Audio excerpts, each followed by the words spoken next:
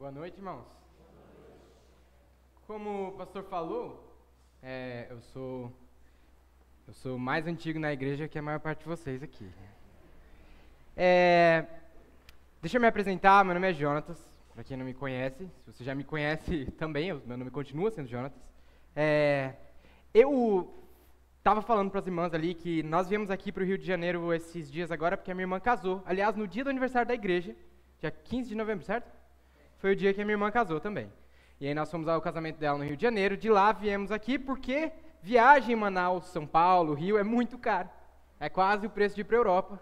Então, se a gente passar por aqui, mesmo que seja no Rio de Janeiro, tem que passar para visitar a nossa igreja, que a gente ama e sente muita saudade de todos.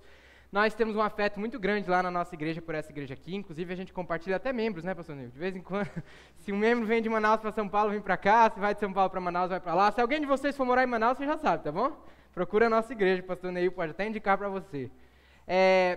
A gente tem um afeto tão grande por essa igreja, uma ligação tão grande com essa igreja aqui, de Vila São José, que alguns irmãos que saíram desta igreja e foram para a nossa igreja dizem que eu sou o Neil da nossa igreja, entendeu?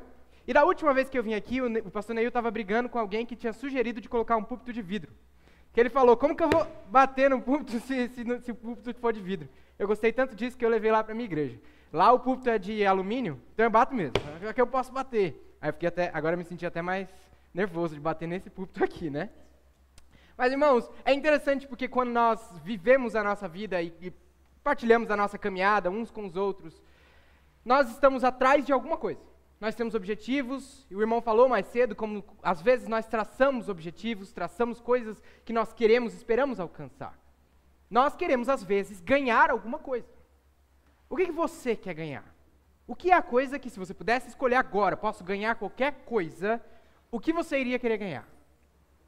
O título da nossa mensagem dessa noite aponta como que o apóstolo Paulo, escritor da maior parte das epístolas do Novo Testamento, como ele responderia a essa pergunta. O título da mensagem dessa noite é Ganhando a Cristo. Esse título é baseado no verso 8 de Filipenses, do livro de Filipenses. De um capítulo do livro de Filipenses que eu vou pedir para vocês abrirem.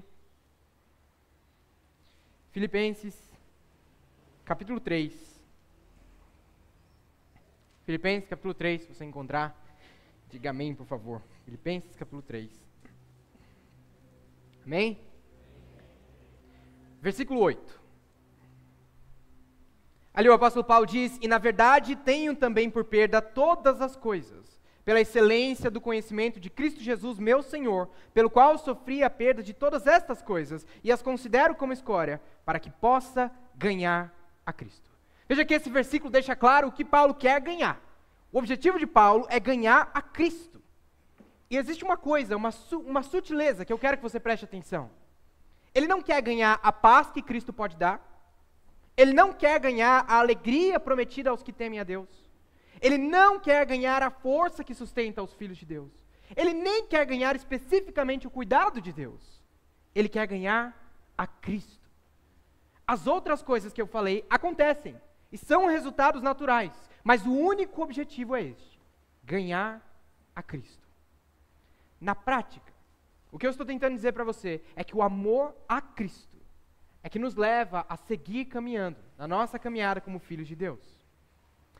Essa ideia de ganhar a Cristo sugere para nós 3 ideias importantes. Primeiro, que o Senhor nos inspira humildade. Humildade para desejar progredir continuamente. Porque Ele, o Senhor, é a nossa motivação. Se você está com a sua Bíblia aberta em Filipenses, eu vou mostrar para você como, ao longo do livro de Filipenses, Paulo destaca a necessidade de progredir naquilo que você recebeu do Senhor. Veja, por exemplo, no capítulo 1, versículo 27. Capítulo 1, versículo 27. Ele diz, somente deveis portar-vos dignamente conforme o Evangelho de Cristo. Olhe mais para frente no capítulo 2, versículo 12. No final do versículo 12, ele diz, operai a vossa salvação com temor e tremor. Você percebe? O apóstolo Paulo insiste na necessidade de crescer e se desenvolver. É preciso progredir. Mas, irmãos, perceba que o objetivo de progredir não é se tornar uma pessoa melhor. Não é alcançar um padrão que os outros irmãos da igreja aceitem. nem é se encaixar em um lugar ou outro lugar. O propósito de progredir é ser iguais a Cristo. Nós podemos, como cristãos, e devemos ser iguais a Cristo. Mas em tudo isso, o ponto é o mesmo. Cristo. Ele é o centro. Ele é o foco. Ele é o fim de todas as coisas. E a exaltação dele é tudo que importa. Nessa epístola de Filipenses, Paulo narrou para aquela igreja que após a sua conversão, ele considerou as coisas que antes eram valiosas para ele como esterco. As perspectivas de Paulo mudaram drasticamente a partir do momento que ele foi chamado por Cristo. Ele abandonou as coisas que antes importavam e começou a considerar outras coisas como mais importantes. E por isso ele dedicou sua vida ao serviço do Evangelho e aprendeu gradualmente aquilo que nós costumamos aprender. Cristo é tudo o que importa. É para ensinar essa lição que ele convenceu os filipenses de que a vida dele não era importante e ensinou para eles que viver é Cristo. Veja mais uma vez no capítulo 1, você está no 2, olha o capítulo 1, versículo 20. Nós lemos esse trechinho hoje no começo do culto e nem foi planejado. Ele diz assim, Cristo será, no final do versículo 20, Cristo será, tanto agora como sempre, engrandecido no meu corpo, seja pela vida, seja pela morte. Irmão, leia comigo o versículo 21, porque para mim o viver é Cristo e o morrer é ganho. Se a sua tradução da Bíblia é diferente dessa, esse versículo é fácil de decorar. Para mim, o viver é Cristo e o morrer é ganho. Fale comigo, o viver é Cristo e o morrer é ganho. Paulo, o apóstolo, foi exemplar para aquela igreja. E ele deu o exemplo, para que tanto eles quanto nós aqui hoje, encorajados com esse exemplo, tivéssemos o desejo de progredir com Cristo. A igreja dos Filipenses não era uma igreja distante, desconhecida, para quem o apóstolo Paulo escrevia sem muito conhecimento. Assim como eu mencionei o afeto que eu tenho por essa igreja, aquela era uma igreja muito querida pelo apóstolo. E veja, a igreja dos Filipenses era uma igreja que cuidava do apóstolo financeiramente, cooperava com ele no seu ministério, servia a ele e amava a sua companhia. Recentemente eu visitei uma das igrejas que nós ajudamos a cuidar em São Luís do Maranhão. E aquela igreja era apaixonada pelo meu pai. Meu pai é o pastor da nossa igreja. E quando eu chegava lá, a primeira coisa que as pessoas falavam é, poxa, eu achei que era o seu pai que vinha. Porque aquela igreja ama a companhia do meu pai. Eu entendo eles, também gosto. A igreja dos Filipenses amava a companhia do apóstolo Paulo de tal maneira que a possibilidade de que ele seria condenado à morte perturbava o coração e a mente daqueles irmãos. Mas aí Paulo vai e narra o exemplo dele, para ajudá-los a compreender que, mesmo que eles o amem, mesmo que haja uma relação de afeto entre eles, Cristo é tudo o que importa. É por isso que ele fala para eles a respeito da renúncia dele. É por isso que ele demonstra que ele tem foco em Cristo. É por isso que ele demonstra que o seu objetivo é ganhar a Cristo. Ele é o centro, ele é o foco, ele é o alvo. É nessa perspectiva que Paulo desenvolve um pequeno trecho. Eu quero ler com vocês e explorar no restante do nosso tempo hoje. Então vá para o capítulo 3, versículo 13. Capítulo 3, versículo 13.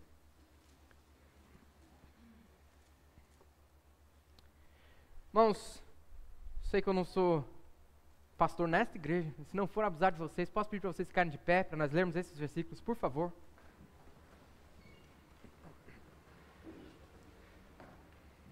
Eu vou ler os versículos 13 e 14.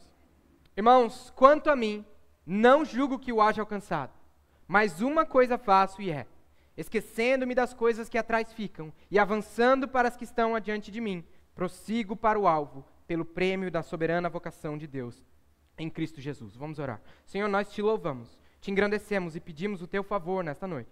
Que o Senhor oriente os nossos corações e que nós possamos aprender aquilo que o Senhor deseja nos ensinar. Que no final dessa noite nós sejamos desafiados a realmente desejar ganhar o Senhor. Que tenhamos corações humildes, desejosos de prosseguir, motivados pelo Senhor. Te pedimos isto em nome de Jesus. Amém. Você pode se sentar. Muito obrigado. Esse trecho que nós acabamos de ler, esses versículos 13 e 14, não é um trecho tão difícil de entender. Está bem claro o que tem para dizer aí, e eu vou explorar mais a fundo esses dois versos, mas a lição é simples. Humildemente, todos devemos progredir até sermos iguais a Cristo. Eu tinha trazido um slide para colocar para você ler comigo. Está aí? Ah, só eu que não estou vendo. Glória a Deus. Mas está escrita essa frase aí? Você pode ler comigo, por favor?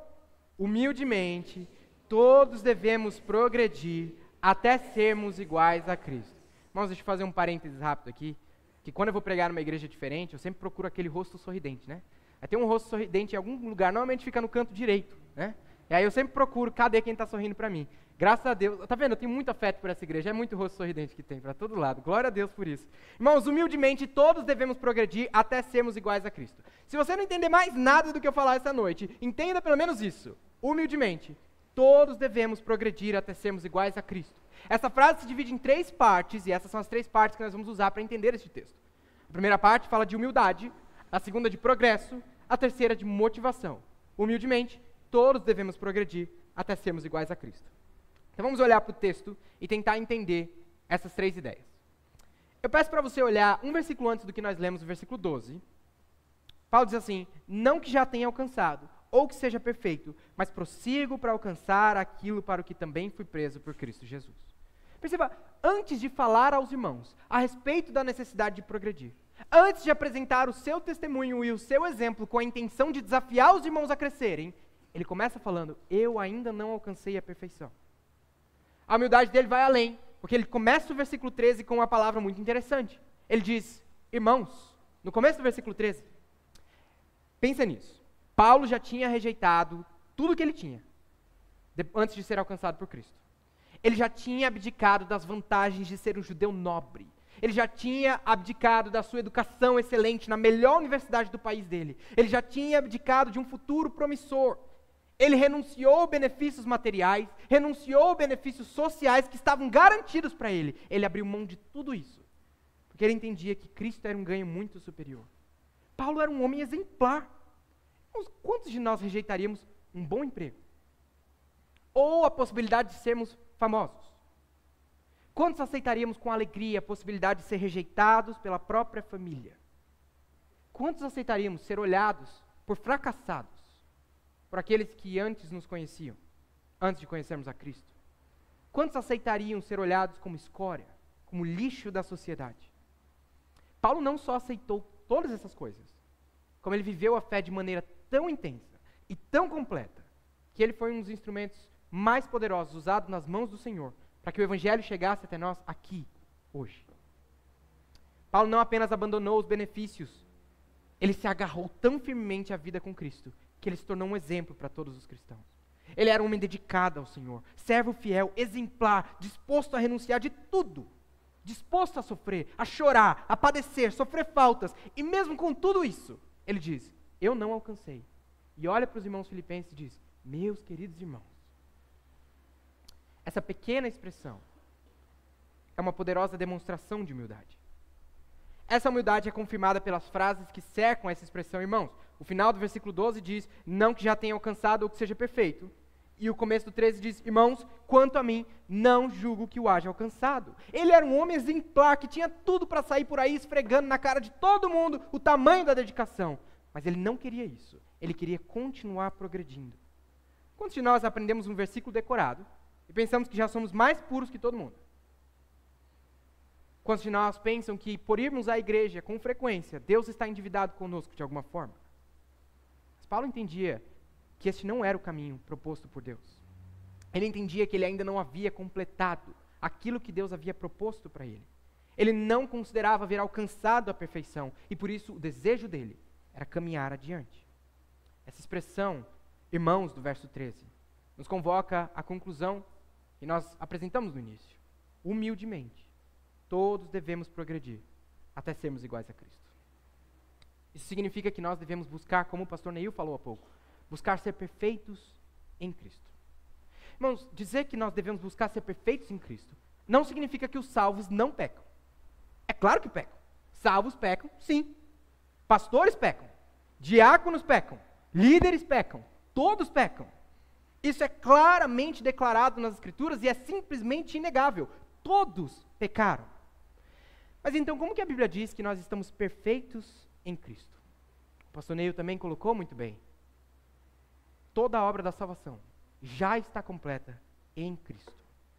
Não resta nada a ser feito. Não falta nada. O Evangelho de Jesus Cristo nos chamou até a família de Deus. O fato de que Cristo pagou por nossos pecados na cruz do Calvário é o que nos possibilita a sequer parar aqui para pensar a respeito das coisas que nós estamos pensando. Nós estamos perfeitos em Cristo porque Ele cumpriu a obra de salvação. E não nos resta fazer mais nada. Independente dos nossos erros ou acertos, o Evangelho nos conduz à salvação. A obra de Cristo está completa. Por causa desta realidade, nós somos levados comumente a um equívoco de pensar que o Evangelho só tem aplicação na hora de salvar. Ou seja, que o Evangelho encerrou o papel na minha vida depois que ele me conduziu à salvação. E que de agora em diante eu tenho que frequentar a igreja e ocasionalmente falar do Evangelho para alguém. Mas o que Paulo está dizendo aqui deixa claro que esta maneira de pensar é um equívoco. Veja, todos devem buscar a perfeição em Cristo. Irmãos, dizer que nós devemos buscar a perfeição em Cristo não é dizer que nós devemos alcançar a nossa salvação, que nós devemos andar direitinho para chegar lá, nada disso. Irmãos, vou falar isso, se alguém, em algum lugar, em qualquer igreja, te disser que a sua salvação depende das suas obras, não ouça isso. Não é verdade. E, como eu sou o Neil da minha igreja, eu tenho certeza que o pastor Neil concordaria comigo que mesmo se fosse ele, falando aqui na frente, que a sua salvação depende de você e não de Cristo, eu tenho certeza que ele diria para você internar ele, num hospício, que chegou a hora, né, pastor? Irmãos, a sua salvação depende de Jesus Cristo, e dele apenas. Você está em Cristo, e nada vai mudar isso, mas esse é justamente o ponto. Você está em Cristo, e não mais no mundo. A referência do cristão é Jesus Cristo. É com base em Cristo que Paulo pode fazer a avaliação a respeito do quanto ele já progrediu. Mesmo que ele fosse o cristão mais maduro, mais santificado que existe, ele sabia que ele ainda devia progredir, porque a referência dele é Cristo. Irmão, me diz por favor o nome do seu filho. Leonardo. Acertei? É isso, Leonardo? Tá. Se eu parar do lado do Leonardo, eu vou dizer que eu sou muito alto, porque a referência é o Leonardo. Mas se eu parar do lado do pai do Leonardo, aí eu vou dizer que eu sou muito baixo, porque a referência é o pai do Leonardo. Quem é a referência do cristão? Irmãos, eu vou bater no púlpito. Quem é a referência do cristão? Cristo. Então não importa o que o outro irmão está fazendo, e não importa quem ele é, e o quanto ele está se comportando ou não está se comportando. Ah, eu fiz isso, mas você viu o que o outro fez? Não interessa. A referência é Cristo. E é por isso que Paulo diz no versículo 13, com tanta humildade, chamando aqueles irmãos filipenses de irmãos e expressando: quanto a mim, não julgo que o haja alcançado. Enquanto algumas pessoas poderiam se enxergar de modo elevado, enquanto algumas pessoas poderiam pensar que eram maduras, Paulo dizia: olha, eu não alcancei. E tem uma coisa interessante, porque mesmo que outra pessoa olhasse para Paulo e falasse: não, mas ele está perfeito já, ele é o cara. Essa carta ele escreveu de dentro da cadeia, por amor ao Senhor, dentro da prisão, por amor ao Evangelho. Você vai dizer: não, esse cara é perfeito. Ele diz: eu não alcancei. Então, você sabe melhor do que ninguém, com exceção ao Senhor, obviamente, mas com relação aos homens e mulheres desta terra, você sabe melhor do que ninguém os pecados do seu coração. Você sabe aqueles pecados que ninguém vê, aqueles pecados que dá para ficar escondido na igreja. Você sabe das suas dificuldades diárias, das suas dificuldades semanais. E é você que pode fazer uma avaliação do seu próprio coração. Por isso, porque Paulo entendia isso, ele não se compara com os opositores dele, detratores do evangelho que ele chama nesta carta de inimigos da cruz de Cristo. Ele não se compara com algum eventual leitor orgulhoso daquela carta que veja: eu já não alcancei, o irmão diga: mas eu já, Paulo, olha, se você não, eu já. Com quem que ele se compara? Quem é a referência do cristão? Vou fazer igual o pastor Neil fez hoje de manhã: Jesus Cristo. Vai lá, quem é a referência do cristão? Amém, irmãos, está quase já, está melhorando. Vou perguntar mais uma vez, só para ter certeza, tá bom? Só para ter certeza que você entendeu essa parte. Quem é a referência do cristão?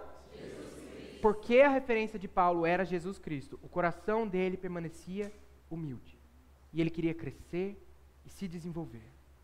Para Paulo, tudo é sobre Cristo. Como vimos no capítulo 1, versículo 21, viver é Cristo. E aqui vem uma lição importante. Um coração verdadeiramente humilde vai ser sempre focado em Cristo. No verso 10, se você olhar, o apóstolo Paulo deixa claro que tudo que ele faz, o objetivo dele é conhecer a Cristo. Paulo queria conhecer a Cristo. E não um conhecimento intelectual e distante a respeito de algum assunto teológico, nem um conhecimento vazio e superficial que ele aprendeu em algum lugar que ele nem lembra onde. O que Paulo queria era conhecer ao Senhor profundamente, abundantemente, ser achado nele, conhecê-lo, ganhar a Cristo. O que ele queria ganhar? Ele queria ganhar a Cristo. Irmãos, olha só, Paulo sabia das coisas. Ele tinha as informações. Ele sabia mais do que muitos de nós jamais saberemos. Ele conhecia as Escrituras profundamente e ele tinha mais sabedoria do que você pode sequer imaginar. Mas ele queria mais. E não é que ele queria ser melhor, não é que ele queria ser uma versão melhor dele mesmo e cada dia ser uma versão melhor dele mesmo. Ele não queria ser ele mesmo, ele queria ser igual a Cristo. Ele queria andar com o Senhor, conhecer mais e mais aquele que deu a vida. Ele queria desfrutar de uma vida de aprendizados ao lado do Senhor e caminhar confiante até os portões da morte, sabendo que se encontraria com os braços do seu Salvador. O propósito dele era conhecer a Cristo. Paulo não queria ser um frequentador de igreja. Ele queria ter um relacionamento íntimo e profundo com aquele que o salvou. Você percebe a implicação disso?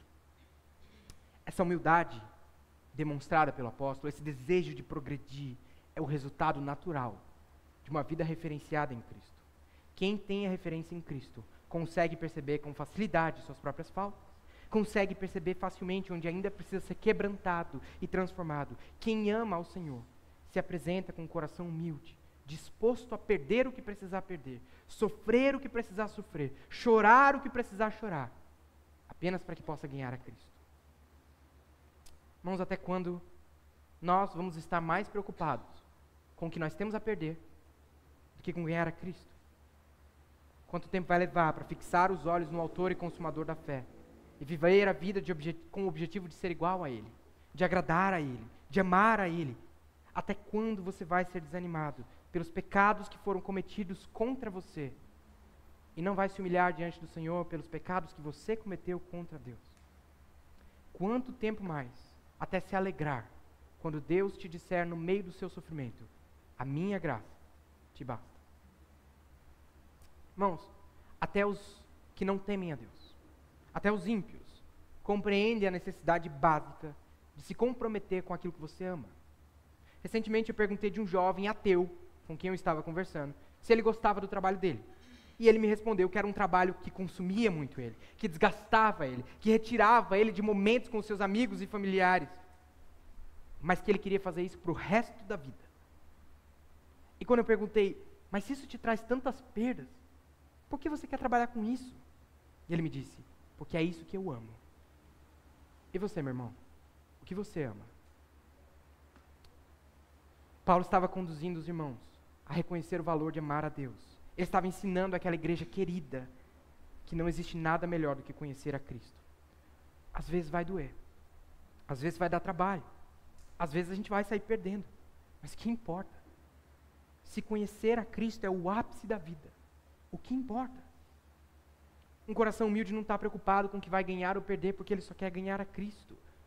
E como um servo fiel do Senhor, o apóstolo entendia o privilégio e responsabilidade de conhecer ao Senhor.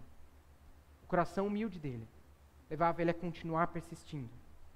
Porque quando Cristo é a referência, a humildade é a única resposta apropriada. O coração daquele servo humilde olhava para os seus irmãos e dizia: meus irmãos queridos, eu não sei o que os outros pensam deles mesmos, mas eu ainda preciso progredir. Isso nos leva ao próximo ponto. Perceba como a humildade está intimamente entrelaçada com o progresso. Porque um coração focado em Cristo, um coração humilde, reconhece que ainda precisa progredir em Cristo. É exatamente isso que o apóstolo comprova no verso 13. Na continuação do verso 13, ele diz: quanto a mim, não julgo que o haja alcançado. Pense bem nessa frase: eu não considero que alcancei. Eu preciso progredir. Sabe, Deus sempre instruiu o seu povo a respeito da necessidade de progredir. E eu tinha separado aqui 25 textos da necessidade de progredir para você, mas eu pensei: hoje não, deixa para a próxima. Se eu pegar todos os meus textos nessa pregação, não vão mais me chamar para pregar aqui. Mas tem uma afirmação que é muito bonita e muito clara, no livro de Oséias. Eu vou projetar aqui para vocês, Oséias capítulo 6, versículo 3, você pode ler na tela. Conheçamos e prossigamos em conhecer ao Senhor. Conhecer e prosseguir em conhecer. O progresso na fé é essencial. Irmãos, a salvação não funciona assim, estou salvo, acabou. Não. Uma vez salvo, é preciso operar a salvação em temor e tremor. Não existe a possibilidade de ficar parado no relacionamento com Deus. Pense na vida com Deus, na caminhada com Deus, como uma ladeira. E você, com todo respeito, é uma bola. Se você não está indo para cima, só tem uma direção que você está indo. Para baixo. Ou você progride, ou você retrocede. Não existe estar parado. Ou nós estamos seguindo adiante com Deus, ou nós estamos retrocedendo. Prosseguir é uma ordem. Pedro afirma isso na sua segunda epístola. 2 Pedro, capítulo 3, versículo 18, ele diz: antes crescei na graça e no conhecimento de nosso Senhor e Salvador Jesus Cristo. E entendendo essa necessidade, Paulo diz que ele ainda não alcançou, mas uma coisa faço. Lembra, nós já falamos sobre o quanto ele havia progredido, mas ele tinha um alvo, um propósito. Ele não queria ser o mais amado, ele não queria ser o mais reconhecido e nem o mais bem-sucedido. Irmãos, eu amo essa igreja, e eu prego há mais de 10 anos. Na verdade, eu estava olhando, pastor Ney, umas fotos antigas, e eu vi uma foto velhinha, de eu estava com uma roupa igual a sua, assim, uma coisa dessa de manga comprida, azulzinha, uma calça jeans marrom, eu acho. O pastor Neil aqui atrás, tocando violão, e eu estava com o microfone na mão. Eu acho que eu estava cantando. E aí, é interessante, porque eu ainda fico nervoso depois de pregar. Por tanto tempo, eu ainda fico nervoso antes de pregar, na verdade, né? E às vezes, irmãos, quando a gente vai pregar, a gente passa o pensamento na cabeça: o que será que as pessoas vão pensar? Só que isso é porque o coração do ser humano é pecaminoso. E mais preocupado com os homens do que com Deus. E é por isso que o exemplo de Paulo é tão constrangedor, porque ele não queria ser o mais reconhecido, ele não queria ser o mais bem-sucedido, ele não queria dinheiro, fama, sucesso, ele não queria ser honrado e nem queria facilidades na vida. Ele não estava atrás de um emprego estável, de finanças tranquilas, de uma vida sem problemas. Ele só estava atrás de uma coisa: ganhar a Cristo. Irmãos, a vida com Cristo é extremamente emocionante. É cheia de aventuras, cheia de aprendizados, de sentimentos intensos e imensos. Estava conversando com a tia Mariana, que com a minha família de sangue, para a gente conseguir ir na casa deles visitar, tem toda uma burocracia, tem que assinar os papéis, não sei o quê, né? É complexo chegar lá. Com a tia Mariana, ela fala: vem, menino, né? Se precisar, dorme com a Polly, que vai dar tudo certo, né? Irmãos, porque quando nós estamos em Cristo, até a família aumenta. A vida com Cristo é maravilhosa, é rica, é repleta, é apaixonante, é completa. Uma vez alguém me falou: é tão bom ver um pastor tão jovem, porque os jovens normalmente não são interessados em Deus. Então é burro esse jovem. Não tem nada melhor do que conhecer ao Senhor. E não tem nada melhor do que se aproximar dEle. Mas às vezes, a gente é tão tolo que a gente limita a vida com Deus a ir para a igreja. E olha lá, mal igreja. Nós desprezamos os aprendizados que Deus nos disponibiliza no dia a dia. Nós esquecemos que viver é Cristo não só na igreja. Viver é Cristo em todas as áreas, em todos os lugares. E por causa disso, às vezes a gente interpreta as nossas dores, as nossas dificuldades, como ataques de Deus contra nós. Ou nós desprezamos que naquela batalha diária que a gente enfrenta, o Evangelho também se aplica. Nós deixamos, inclusive, que o nosso culto ao Senhor se torne um ritual em que nós nem pensamos no que nós estamos fazendo. Os nossos corações começam a esfriar e nós começamos a perder batalhas contra o pecado. E qual é a nossa reação normalmente, quando a gente se sente assim? Como que a gente reage quando a gente percebe que ainda tem falha, ainda tem dificuldade? Como que a gente reage quando alguém vem e diz: você ainda precisa progredir muito, ainda tem muito para crescer? Normalmente a gente fica desanimado e começa a cair em reclamações ou mediocridades. Nós deixamos de buscar ao Senhor, nós deixamos de nos dedicar aos aprendizados, enfim, nós deixamos de progredir. Mas o texto nos convoca a uma coisa: não importa quem você é, e nem há quanto tempo você está na igreja. Crianças, adolescentes, jovens, solteiros, casados, líderes, pastores, diáconos, não importa quem você é. Uma verdade permanece: ainda há muito a progredir. Ainda há muito a conhecer e aprender do Senhor. Eu falei para você que a vida com Cristo é emocionante. Então Vamos viver essa vida de maneira intensa e alegre e encarar cada situação como mais uma oportunidade de seguir adiante. Vamos imitar o exemplo apresentado nas Escrituras, até o ponto que nós olhamos e dizemos, tem uma coisa que importa, uma coisa que é realmente importante para mim, o Senhor Jesus Cristo. Vamos caminhar até que nada mais importe. Eu espero que a essas alturas você esteja desconfortável na sua cadeira. Não só porque está com sono, ou porque o pastor está gritando, mas porque você está genuinamente desafiado a progredir. Eu espero que você já esteja com aquele pensamento que passa de vez em quando, amanhã vai ser diferente. Amanhã eu vou ler minha Bíblia, cedo, vou orar, amanhã vai mudar tudo. Mas espera aí, esse pensamento já passou na cabeça antes. Você já pensou isso antes? O que vai ser diferente dessa vez? A minha esperança é a seguinte, que você encare este texto, o restante desse texto, como um método para você se lembrar de como progredir, mesmo quando não dá mais para progredir. Porque sabe qual é a dificuldade? É que a única solução para falta de progressão é progredir. Irmão, você sabe como faz para parar de fumar? Parando. É o único jeito de parar de fumar, porque você pode ir em reunião, você pode usar adesivo, você pode fazer o que você quiser. Se você não parar de fumar, você nunca vai parar de fumar. Isso faz sentido para você? Como que faz para progredir? Progredindo. É o único jeito. Nosso consolo é saber que tudo depende do Senhor, que Ele nos colocou nessa corrida, e Ele nos sustenta, e Ele nos espera com braços abertos na linha de chegada. E com isso em mente, Paulo oferece um método que eu quero que você olhe comigo, na continuação do verso, esquecendo-me das coisas que atrás ficam, e avançando para as que estão diante de mim, prossigo para o alvo. Para ensinar isso, Paulo usa a analogia de uma corrida.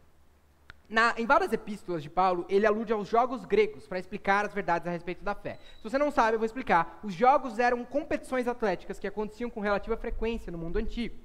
Esses jogos eram muito queridos pelos cidadãos romanos, eles marcavam a identidade do império, tanto quanto a Copa do Mundo marca a nossa identidade de alguma forma. Toda vez em ano de Copa do Mundo, eu falo assim para a minha igreja, esse ano, você sabe que ano de Copa do Mundo é ano de eleição também para presidente, né? Você sabe disso? Você já percebeu isso? Essa coincidência? Não? Se você não percebeu, é isso, tá? Então eu falo para os irmãos, esse ano vai acontecer um evento que vai mudar o nosso país e a forma que os outros países nos enxergam pelos próximos 4 anos. A Copa do Mundo. Os jogos eram mais ou menos assim. Cidades romanizadas, como era o caso de Filipos, tinham arenas, espaços de treinamento. E daí Paulo sabe disso. E conversando com aqueles filipenses, ele usa a analogia de uma corrida. Se eu falasse para você, por exemplo, que sua cabeça é mais dura que caroço de Tucumã, você ia entender isso? Não, porque isso é coisa de manauara. Eu sou manauara. E eu sempre digo, não importa o que você diga, eu sou manauara. Aí os manauara me zoam, porque manauara fala importa. Não importa o que você diga. Mas eu, como manauara, explico isso para você, você não entende. Agora, se eu falar para os meus irmãos paulistas lá, manauaras lá, se eu falar para eles, porque você precisa dar uma apressada quando vem a garoa. Eles vão dizer, quem? Porque lá é floresta, entendeu? Quando chove é para levar embora o pessoal. Não tem essa de garoa, não. Mas você percebe, Paulo conhece os seus leitores e ele escreve numa analogia que eles vão entender. Só que ele dá um método muito bonito.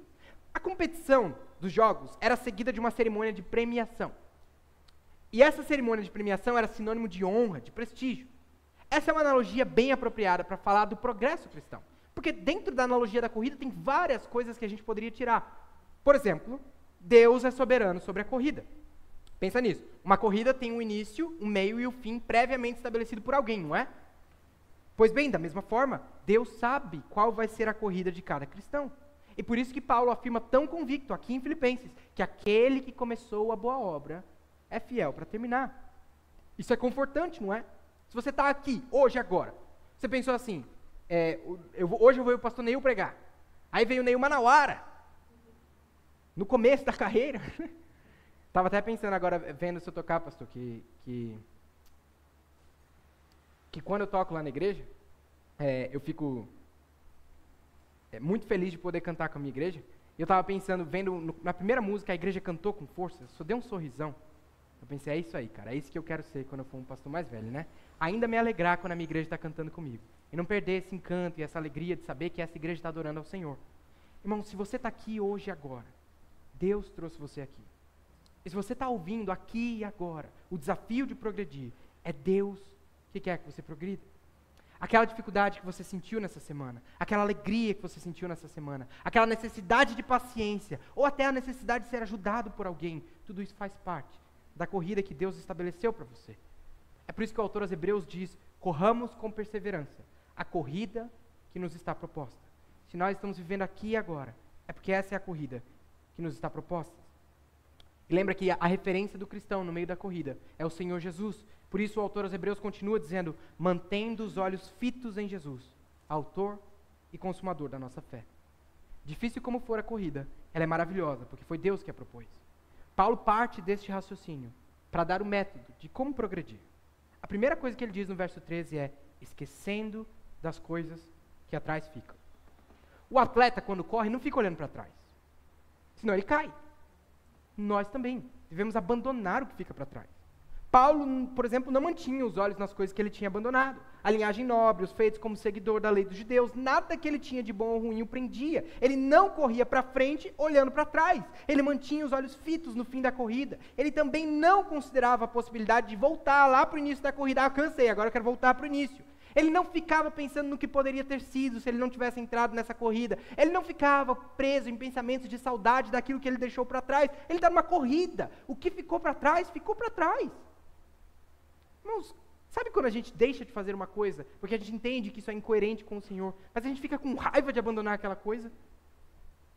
Sabe quando a gente se prende a alguma coisa, como se nós tivéssemos que ser presos àquilo que está lá atrás?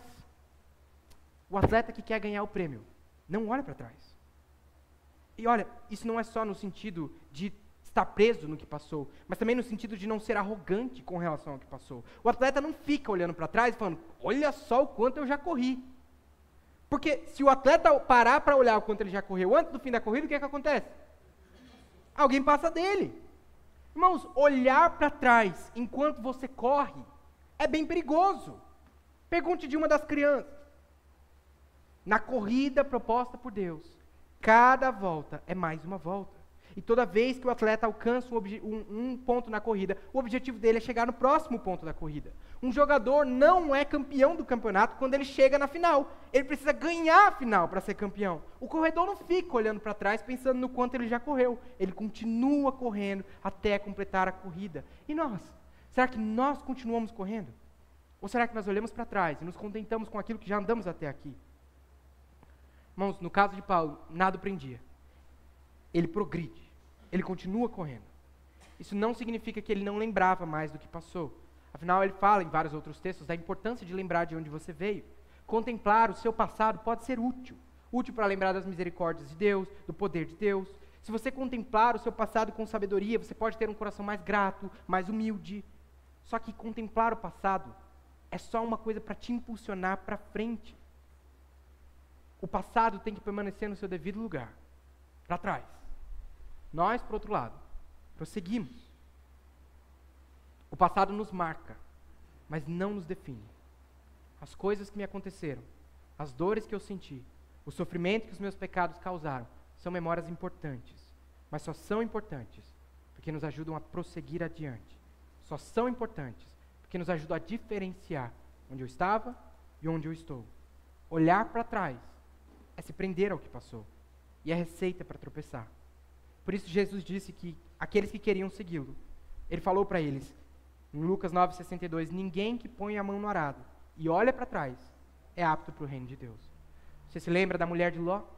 Jesus diz em Lucas 17,32, lembrem-se da mulher de Ló. O que ficou para trás já ficou. E o atleta do Senhor corre para frente. Essa é a segunda parte do método de Paulo. Eu esqueço o que ficou para trás e corro avançando adiante. No texto original, essa palavra avançando tem um sentido de se esticar, como o atleta, o corredor que se estica para chegar no fim da corrida. É aquele esforço do atleta no último trecho da corrida.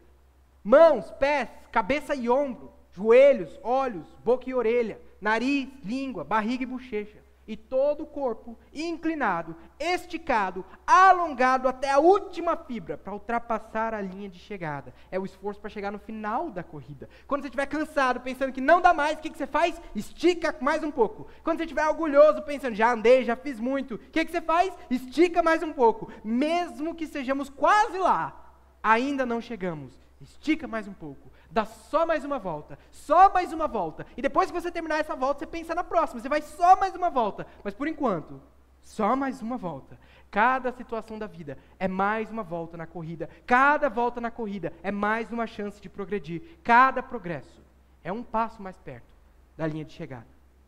Deixar as coisas que ficam para trás, esticar os músculos para chegar na frente, é a maneira de vida daquele que quer ganhar a Cristo, com os olhos fixos no prêmio, humildes, perseverantes, focados no alvo, esquecendo do que fica para trás e seguindo adiante, porque os olhos estão fixos no alvo. E essa é a chave do método de Paulo, o alvo. A corrida é feita olhando para o alvo. Acertar nas bordas não é bom o suficiente. Chegar perto não é bom o suficiente. Quase não é bom o suficiente. O alvo está no fim da corrida. Nossos olhos no meio da corrida enxergam o alvo, e daí o corpo é levado até a exaustão, e a mente permanece focada na linha de chegada, e só chegando no alvo para alcançar o prêmio. Mas irmãos, essa não é uma corrida de velocidade, que você tem que parar para o lado para ver se alguém está passando de você. Não é quem chega primeiro, é uma corrida de resistência, é quem chega. Porque o ponto de tudo isso, no fim das contas, é o alvo. O foco no alvo faz com que a corrida seja perseverante, faz com que as distrações que tem no meio do caminho, na arquibancada, alguém comemorando por mim, não me retire do caminho. Na força, o alvo me ajuda a perceber o quanto falta e nos encoraja a continuar correndo. Ainda falta uma volta. Na fraqueza, o alvo me encoraja a perceber que só falta mais um pouco, só mais uma volta. Eu corro em direção ao alvo, porque eu quero chegar no prêmio. E no fim das contas, isso é o que mais importa. O alvo. Esse é o método do apóstolo Paulo. Humildade de deixar para trás. Perseverança para avançar. E foco no alvo. Mas então, qual é a motivação de Paulo para fazer todas essas coisas? Você está com a sua Bíblia no capítulo 3 aberto, eu peço que você olhe o versículo 10.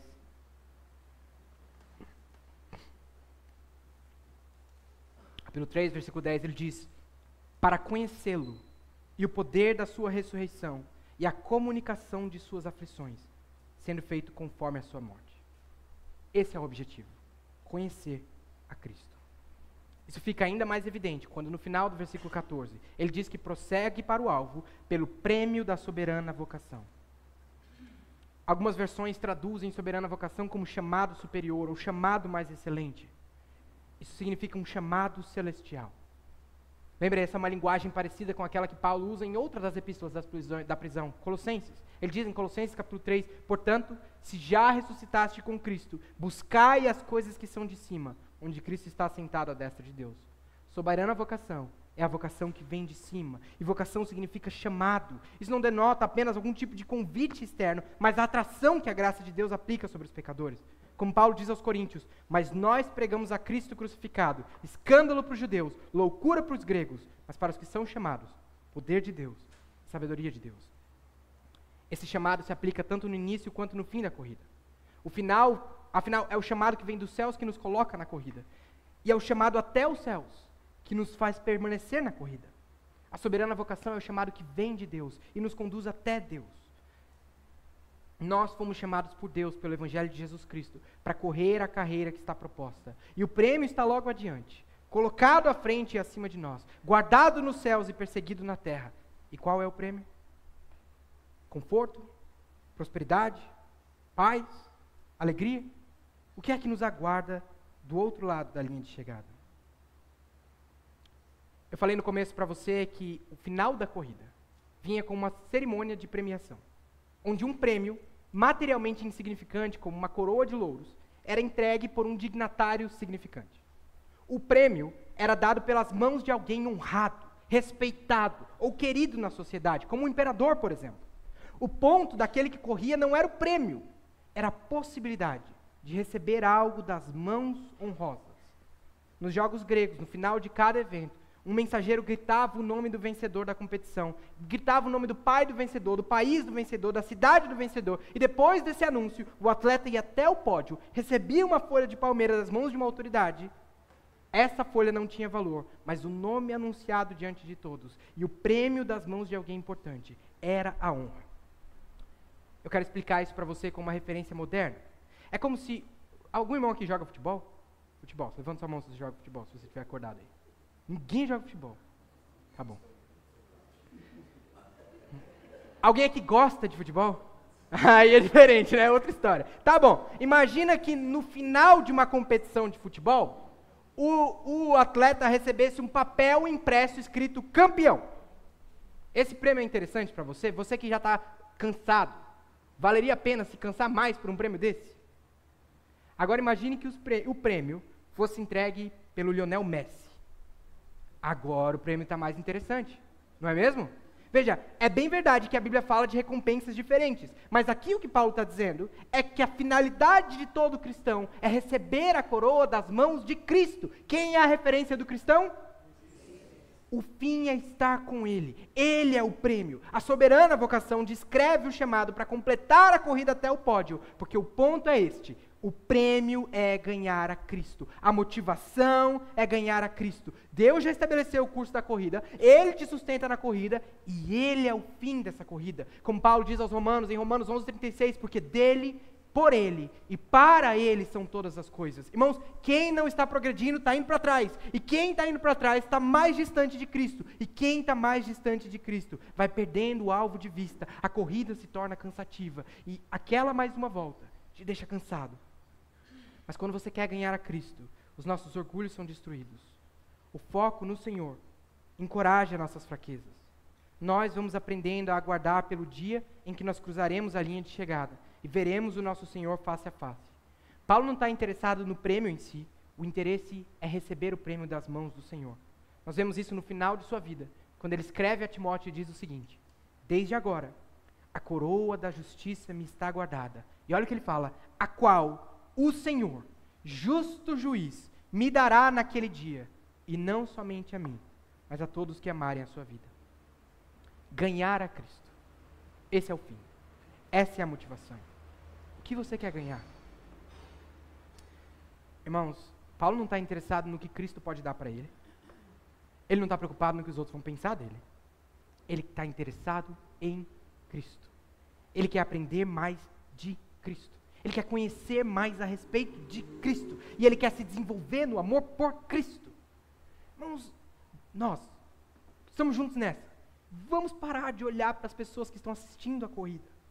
Vamos parar de olhar para os outros corredores. Vamos parar de avaliar a maneira que os outros tinham que estar correndo. E vamos olhar para Cristo, autor e consumador da nossa fé. Vamos continuar a carreira e seguir até que nada mais importe, até que nós sejamos iguais a Ele, até que nós amemos a sua glória e aguardemos a sua vinda, até que nós aprendamos a desejar ao Senhor. Prossigamos! Se nós somos zombados ou aplaudidos, exaltados ou insultados, feridos ou resgatados, seja lá o que for, prossigamos até Cristo. Um cristão do segundo século, chamado Crisóstomo, que conheceu perseguição de perto, disse: ricos ou pobres, ainda que lhes joguem pedras, ainda que tenham propriedades tomadas, ainda que vejam filhos e esposas e qualquer outra coisa na arquibancada, o corredor não se deixa distrair enquanto corre, porque quando corre, só se preocupa em ganhar o prêmio. Aquele que corre não para, aquele que corre não relaxa antes do fim, aquele que corre se estica até o fim da linha de chegada. O prêmio é estar com o Senhor, e a busca por esse prêmio já começou.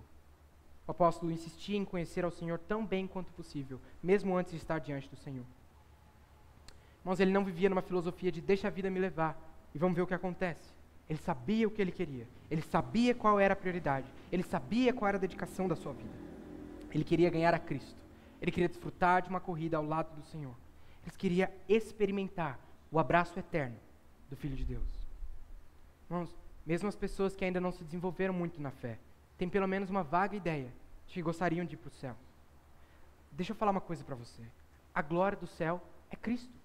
A alegria do céu é Cristo. A melhor parte de ir para o céu é saber que a gente vai estar com Cristo. Mas é claro que quando a gente para pensar de verdade, a gente ainda não aprendeu a amar Cristo. Só que Deus é tão misericordioso, tão paciente, que Ele usa as dificuldades, as batalhas, as dores e alegrias, aprendizados e ensinos, lutas e lutos, com o objetivo de nos santificar, de nos ensinar a olhar para Ele. Aquele que começou a boa obra é fiel para terminar, e para nos ensinar pouco a pouco a amar a sua glória, e para nos ensinar a esperar estar com Ele, e para nos tornar mais iguais a Ele, até que nada mais importe. Um dia você vai conhecer ao Senhor de tal maneira, eu creio nisso, que a palavra do Senhor vai ocupar todos os seus pensamentos. Você vai se tornar profundamente alegre e satisfeito no Senhor. Você vai aprender a amar intensamente e a se deleitar no amor eterno que Deus tem por você. Você vai ser capaz de abençoar outras pessoas. Você vai ser uma referência de sabedoria e piedade. E então vai chegar o dia que você vai encontrar o Senhor face a face, eternamente. Esse é o foco. Essa é a motivação. Essa é a corrida. E enquanto você não chegou lá, lembre-se, só mais uma volta. Sonhe com isso. Não sonhe com bens materiais. Não sonhe com conforto. Sonhe com o Senhor. Sonhe com mais dele. O pastor Neil falou sobre isso também, parece até que a gente combinou, pastor, mas não sonhe com filhos bem-sucedidos financeiramente. Sonhe com filhos que amam ao Senhor, mais do que ama você. Sonhe com filhos cujos corações ardem de amor pelo Salvador. Sonhe em você e sua família, com uma vida satisfeita em Cristo. Não sonhe com uma vida tranquila nesta terra, sonhe com a eternidade, ao lado do autor da vida.